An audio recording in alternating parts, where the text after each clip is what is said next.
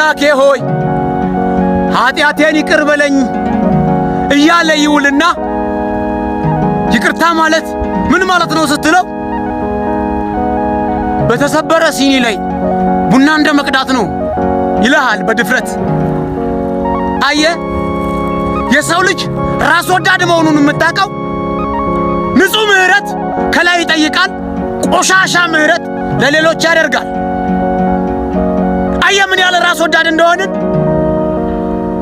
አንድ ጊዜ የአምላክን ስልጣን ብንወስድ ምድር ምን ልትሆን ትችላለች? አየ ይቅርታ ማለት በተሰበረ ሲኒ ላይ ቡና መቅዳት ሳይሆን ሲኒውን እንደ አዲስ መፍጠር ማለት ነው። ይሄ ነው እኔ የማውቀው የይቅርታ ትርጉም ይሄ ነው። ይህንን እስካልተረዳ ድረስ አምላክን ይቅርታ አትጠይቅ። ምክንያቱም ይቅር ያለ ነው ይቅርታ የሚደረግለት።